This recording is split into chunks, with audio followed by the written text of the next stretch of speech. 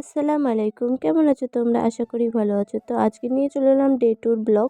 তো দেখতে পাচ্ছ আমি আমার ব্যালকনিতে দুটো স্ট্রবেরি গাছ লাগিয়েছি, যার মধ্যে সুন্দর সুন্দর স্ট্রবেরি ফুলও এসছে। জানি না এর মধ্যে ফল হবে কি হবে না। তো ঘুম থেকে ওঠার পর বিছানাটা অগোছানো ছিল, যেটাকে আমি গোছাতে শুরু করে দিলাম। তো বিছানা গোছাতে গোছাতে আমার মনে হলো যে বেডশিটটা অবস্থা খুবই খারাপ, দেখতে ভালো লাগছে না।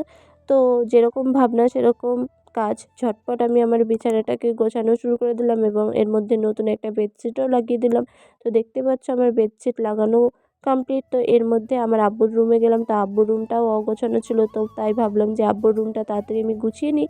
তো এর মধ্যে একটা পার্সেলওয়ালা আমাকে ফোন করেছে যে আপনার একটা পার্সেল আছে, আপনি কখন নেবেন? দিয়ে বললাম আপনি আসুন আমার অ্যাড্রেসে, আমি নিয়ে নিচ্ছি। তো তোমাদের যদি মনে হয় যে আমার ব্লগটা ভালো লাগে, বা আমি বেশি বড় বড় ক্লিপস নিচ্ছি না, এই ছোটো ছোটোর মধ্যে ক্লিপস নিচ্ছি।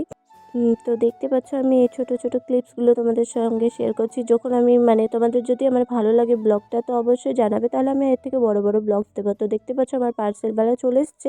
তো এটা ক্যাশ অন ডেলিভারি ছিল। তো কাকুকে টাকাটা দেওয়ার পর আমি আমার পার্সেলটা নেওয়ার পর রুমের মধ্যে চলে গেলাম। তো আজকের মতো দেখতেই পাচ্ছ এখানে ব্লগটা শেষ করছি। তো আমার স্ট্রবেরি গাছটা আবার দেখি, আজকের মতো টাটা, আবার দেখা হবে।